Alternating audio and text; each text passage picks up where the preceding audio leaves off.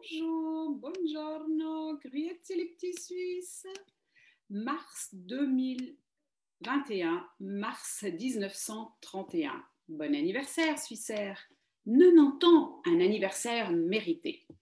Un livre poignant intitulé Suissaire, la passion d'une vie, édité aux éditions Nicolas Junot à Genève, retrace l'épopée de la plus célèbre compagnie aérienne suisse depuis l'intérieur.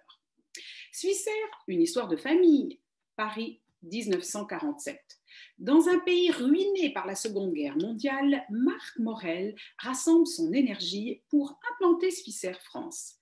Parti de rien, il est aidé dans cette aventure par un jeune cadre dynamique venu de Genève, André Clémer, futur membre de la direction générale de la compagnie. En 1962, il confie les clés de la maison pour prendre une retraite bien méritée. En 1974, Jean-Paul Morel, son fils, continue l'épopée familiale dans les services commerciaux de Paris, Mulhouse, Francfort, Genève, Abidjan, Tripoli, Jeddah.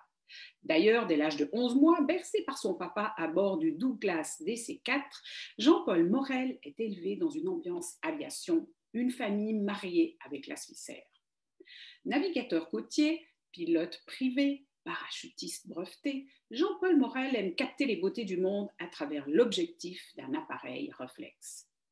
Au travers d'une saga familiale au service de Suissaire pendant 50 ans, la compagnie se dévoile, se met en scène dans ce livre richement illustré par des documents d'époque rarissimes puisque personnels et familiaux. Un bon moment de détente pour faire revivre ce passé glorieux. Madalena Castro Fernandes poursuit sa route dans la version portugaise du célèbre télécrochet vocal The Voice Kids. Je vous en parlais d'ailleurs il y a quelques semaines dans une de mes chroniques, lorsque la Sédunoise de 13 ans s'était ouverte les portes de l'émission en direct. Son interprétation habitée du titre « Je t'aime » de Lara Fabian avait d'ailleurs tiré les larmes de plusieurs jurés. Dimanche 14 mars 2021, 2 mois après son audition à l'aveugle, la jeune valaisanne a obtenu son ticket pour les émissions en direct. Elle a plutôt bien fait, notre Madalena, car elle ne cesse d'éblouir le jury depuis sa première apparition télévisée en janvier dernier. Autodidacte jusqu'ici, Madalena, qui rêve de devenir neurologue, suit depuis 1 an des cours de chant à l'école Open Stage de Montaix en Valais. De quoi s'autoriser à rêver encore plus haut? Réponse à la fin du mois. En attendant, le premier live sera diffusé le 22 mars 2021 sur la chaîne RTP de la télévision portugaise. Une bonne transition pour vous parler du festival Voix de Fête qui se situe à Carouge dans le canton de Genève et qui se tient du 16 au 21 mars. Cette édition 2021 est une édition métamorphosée, riche en découvertes et en participation. Allez fouiller sur leur site, chiner et découvrir parmi 9 projets et 33 artistes, des concerts d'après, une chaîne TV et bien d'autres surprises. Brillant pastiche d'une émission de télévision, ce programme inédit est diffusé en direct et en avant-première mondiale sur vdf.tv et promet music live, entretien, invités et gaudrioles. Difficile d'accueillir les 200 professionnels attendus chaque année lors des fameuses journées pro du festival. Cette année, c'est Voix de Fête qui s'invitent dans vos salons pour présenter les groupes suisses à découvrir. Un moment unique, accessible à tout le monde, permettant de rencontrer des artistes et de découvrir les enjeux de la scène musicale émergente.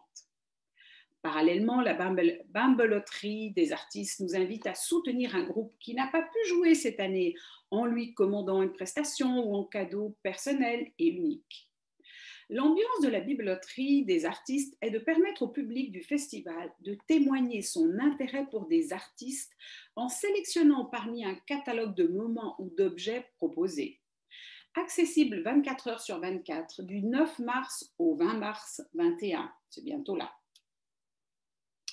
Pour terminer, j'aimerais vous conter l'histoire de la petite vache en bois. L'histoire d'un jouet suisse iconique qui a bercé mon enfance. Fabriquée et peinte à la main en Suisse depuis des générations, la petite vache en bois incarne les valeurs suisses, modernes, dynamiques, tout en restant attachée aux traditions. Elle demeure peut-être aujourd'hui le plus célèbre des jouets inventés en Suisse. Justement, parce qu'elle est universelle, que sa magie se voit dans le regard de chaque enfant qui la touche pour la première fois. La vache est une icône. Sans elle, il n'y aurait ni lait, ni fromage, ni chocolat. Les plaines suisses seraient étrangement vides et le tintement des cloches manquerait à nos oreilles. Elle a traversé l'histoire de la Suisse, anime ses traditions locales et en est même devenue son ambassadrice.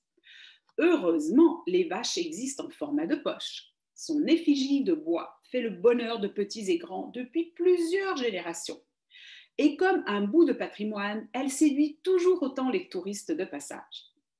La petite vache en bois est née brute, simple, d'un seul tenant, quelque part dans l'Oberland bernois, au lieu de la sculpture sur bois traditionnelle. Elle est devenue une aventure industrielle et même si elle est profondément helvète, son succès est international. Sculptée dans du bois de tilleul des régions suisses, la vachette s'est hissée au rang incontournable des boutiques de souvenirs du pays. Découpées, poncées et peintes à la main, ces sculptures indémodables ont su résister aux turbulences du marché du jouet ces dernières années et plus d'un demi-million de pièces sont produites d'ailleurs chaque année. Solides, simples et uniques, les vaches en bois sont synonymes de tradition, de suissitude.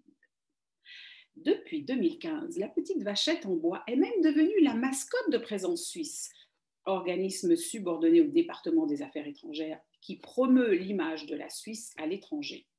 Baptisée à Pilili, la petite ambassadrice tachetée de rouge s'est nichée jusque dans les poches d'expatriés disséminés aux quatre coins de la planète.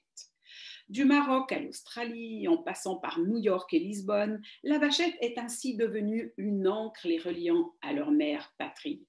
Avez-vous la vôtre? Voilà donc pour aujourd'hui. Je vous dis à la semaine prochaine. Où que vous soyez, prenez bien soin de vous. Et il n'y a pas le feu au lac. La French Radio. Portugal.